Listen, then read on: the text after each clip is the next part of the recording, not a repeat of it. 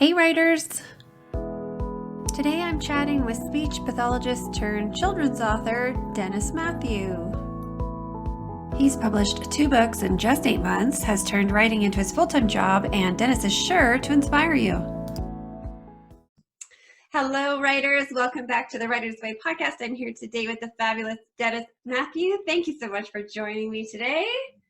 You have all kinds of trophies back there. Yeah, I feel like this office is a time capsule because for a little bit we are in Stefan's house, so everything that you see behind me is pictures and accolades from childhood up until now that my parents have gathered over the years, and they were all in boxes, so they needed to be put up somewhere, and so it's right behind me. It's the wall of fame. I might do what you're doing. Yeah, I might do what you're doing. Have a green screen so I can have like the Alps or whatever behind me. You know what I mean? Well, yeah, I'm going to change it with the weather, or I'm going to make my own wall of fame and just make up some stuff. Yeah, there you go. One of those. Right on. Awesome. So Dennis, you have a couple of books out, and I love your background. You were a speech pathologist. Yeah. So just share with us sort of the journey, how you started. So I was born in the United Arab Emirates. That's in the Middle East. Did all of my elementary and middle school in Abu Dhabi, which is the capital of the United Arab Emirates. Then did my high school in South India. Came to the U.S. for college in 2000 and parked in Edmond, Oklahoma.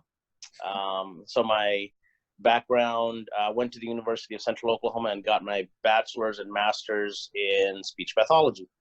I want to say about when I started working in the schools as a speech pathologist is kind of when the children's book author bug kind of, got a hold of me. But I never realized,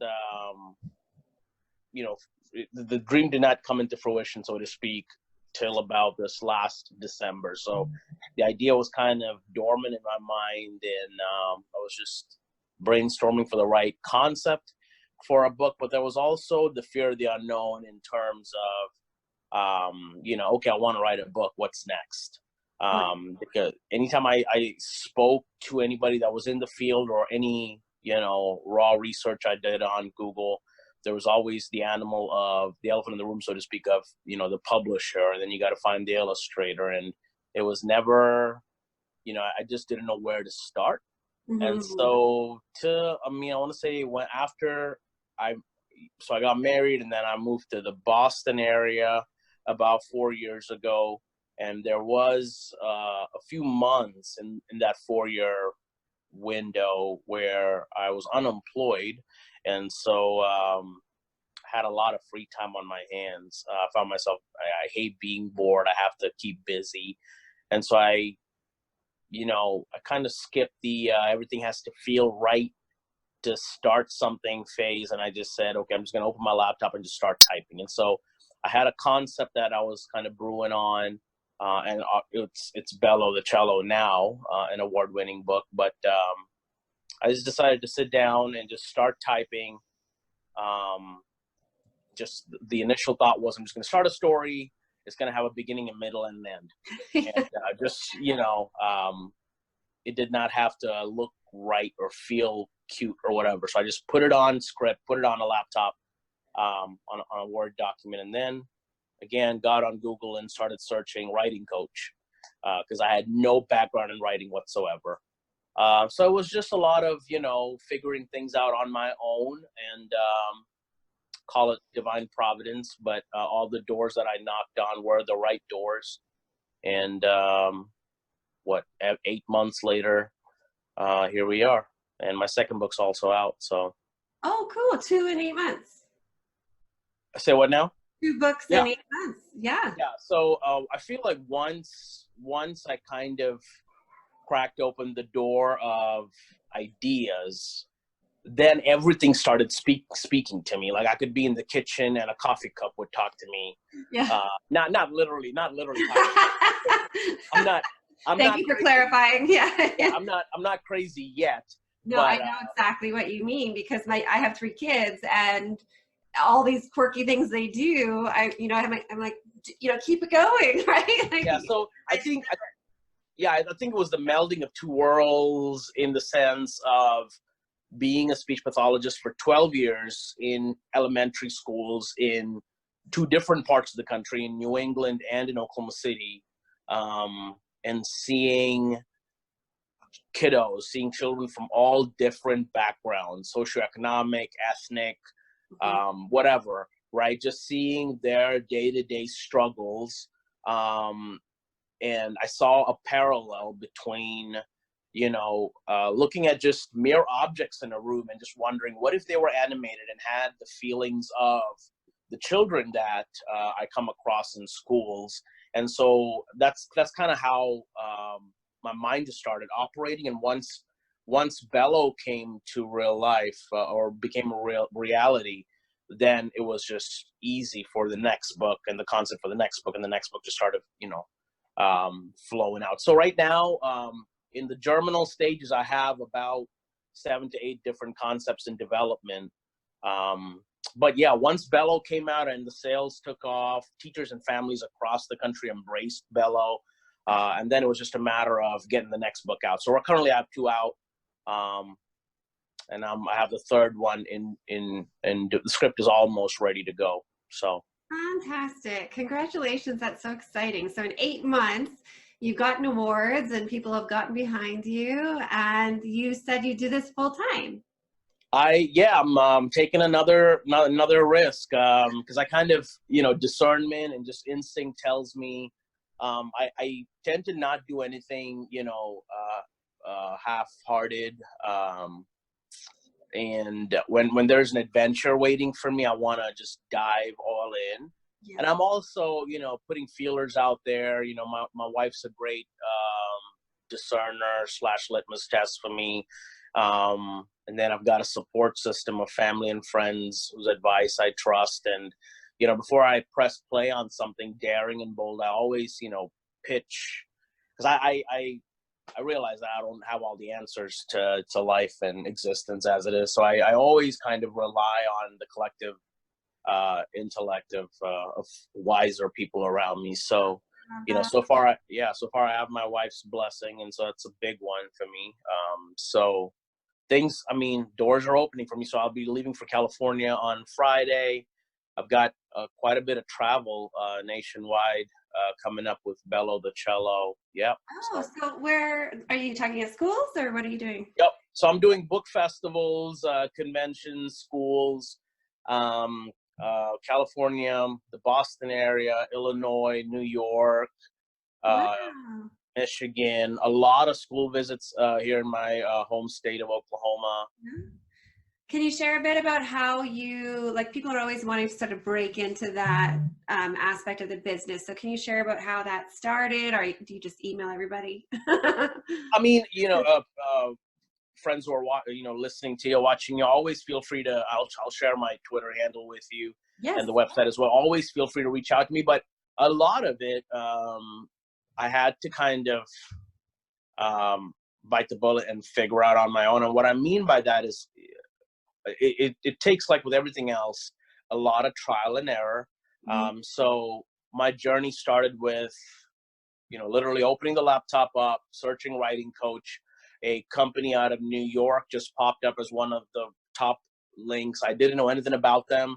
But I want to say it was called Write by Night is the name of the company. But I just clicked on the link, saw a phone number, picked my cell phone up, just called the number, and somebody answered. And I was like, hey, this is Dennis from Boston. The call's so random. I want to be a writer.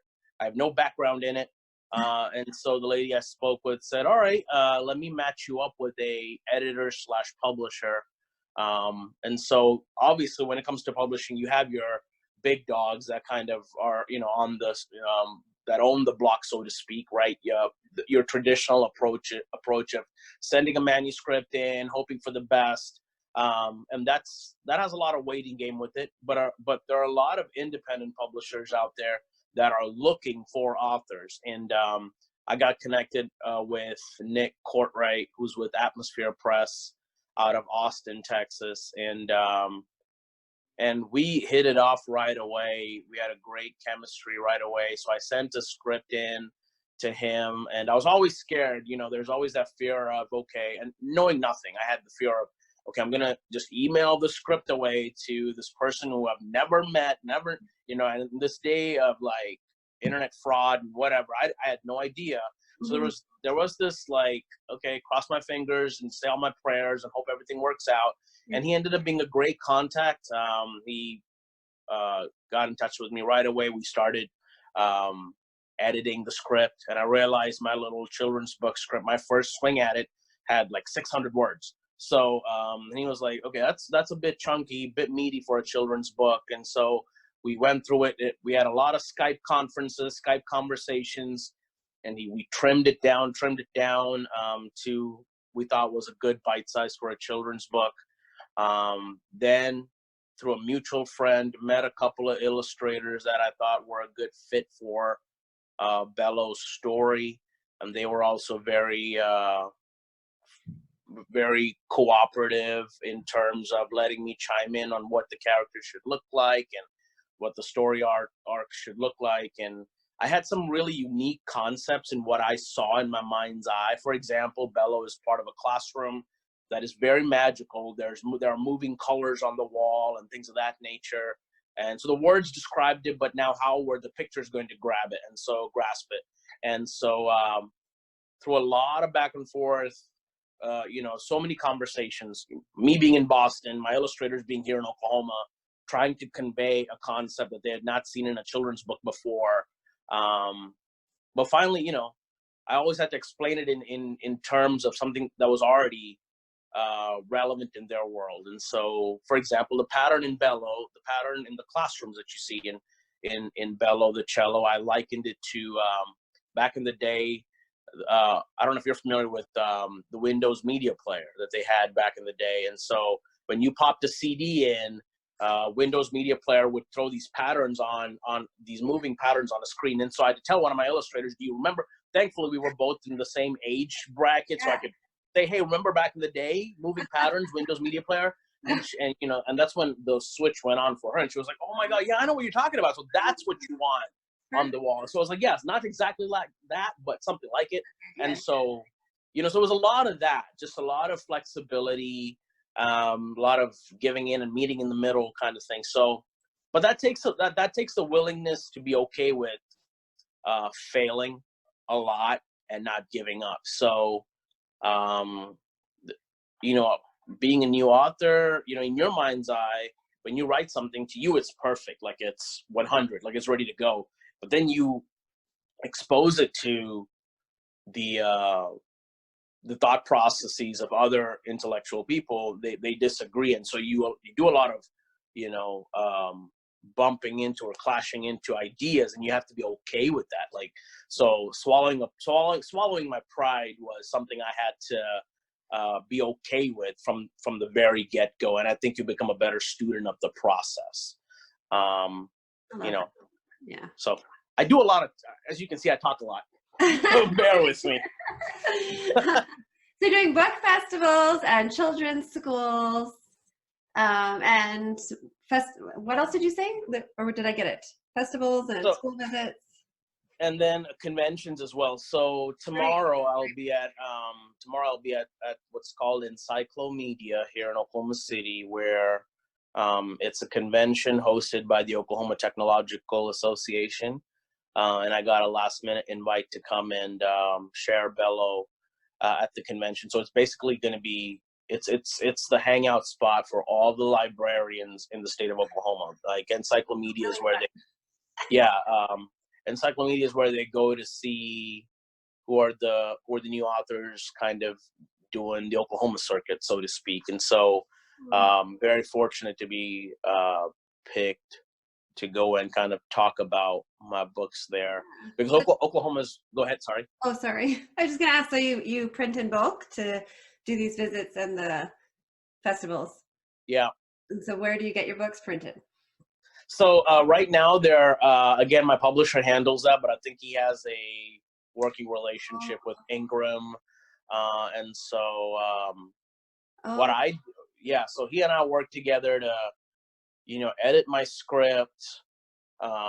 He also puts it in, book format, installs it on Amazon and Barnes and Noble and all that good stuff. So once the script is done, I hand it off to my illustrator.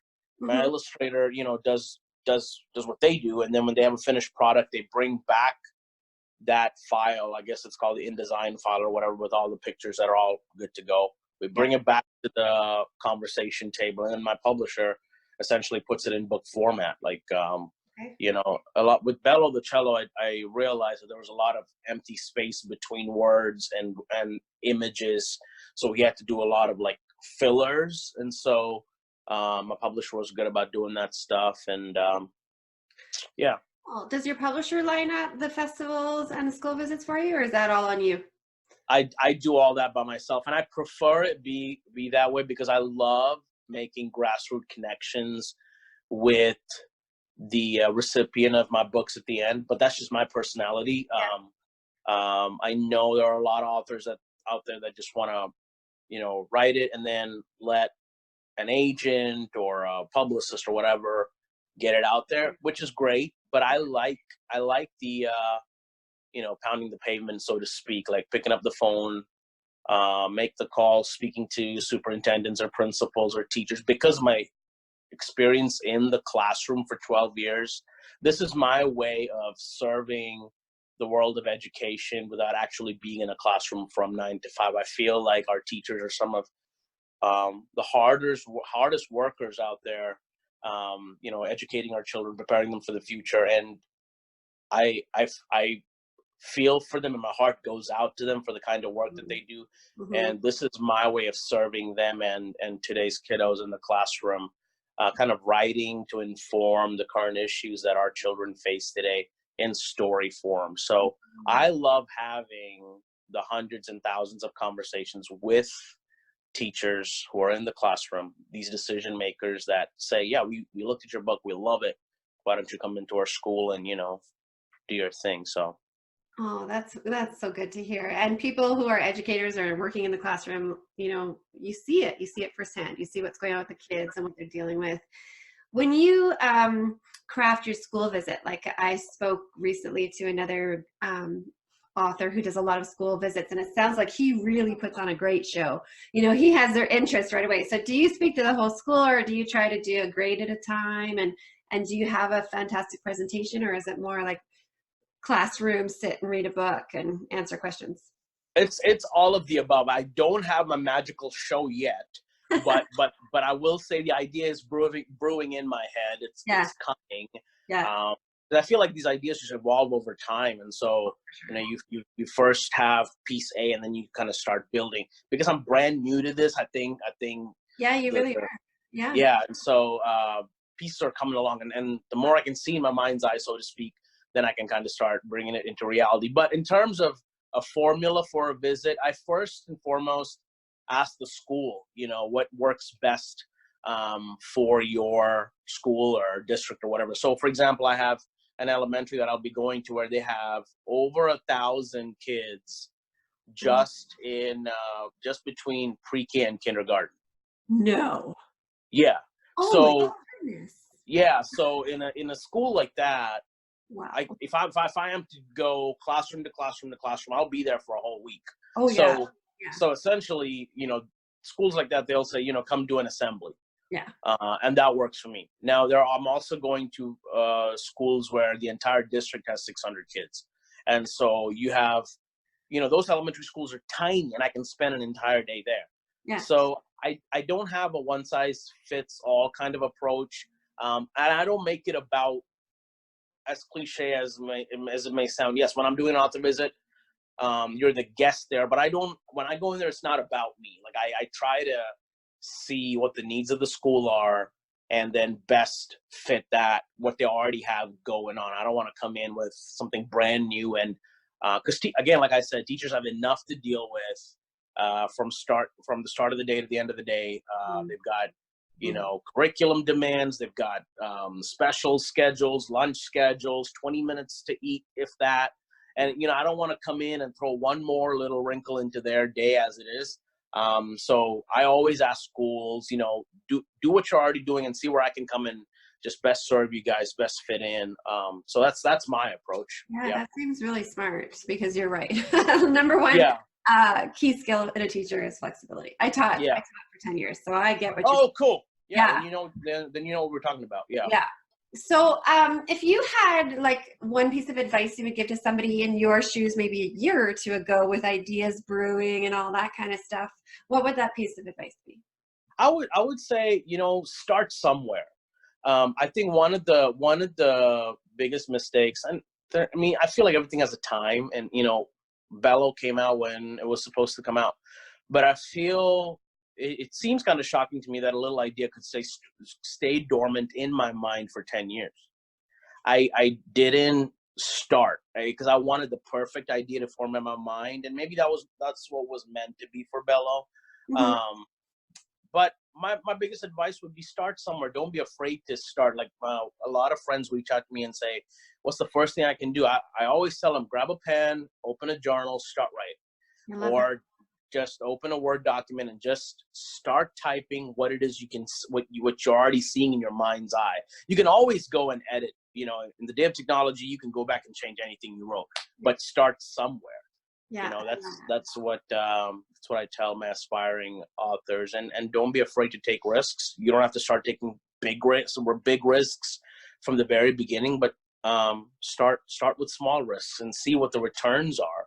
And if you're not getting the returns you're expecting, always rely on the collective intellect of the people around you, and seek out the wisdom of people who know better around you. Right? Like with anything else in life, I feel so. Oh, I love that. That's great advice. Yeah. The network can really make or break you, I think, sometimes. Maybe not break you, but it can really help, right? Yeah. So I'd love it if you could share where people could get in touch with you or follow you or find you. I just recently did an episode on Twitter, so everybody's jumping on Twitter now. Yeah. I feel like I'm so late to the Twitter party, but Me too. I tell find me on Twitter, please. Because I feel I used to be all about Facebook, but I think I've maxed out my friends list now, like I don't know how many times. So Facebook is kind of ceasing to be the best way to get a hold of me. But Twitter, please. My handle is @storiesbydennis, @storiesbydennis. And then my website is booksbydennis.com. So those are two great places. I'll put those in the show notes and links to your books. They sound fantastic, and you sound like you really have, your finger on the pulse of my they are. Love it. Thank you. Yep. Yeah. Thank you so much for chatting with me today. I really appreciate it, and I hope people find you on Twitter. Thanks for having me on your show. I really appreciate it. You are welcome. See you. All right. Take care. Bye. Bye. Thanks for listening today, writers. I hope you enjoyed getting to know Dennis and his books, which you can get the links for in the show notes at lauriewriter.com. Talk to you next week here on the Writer's Way podcast.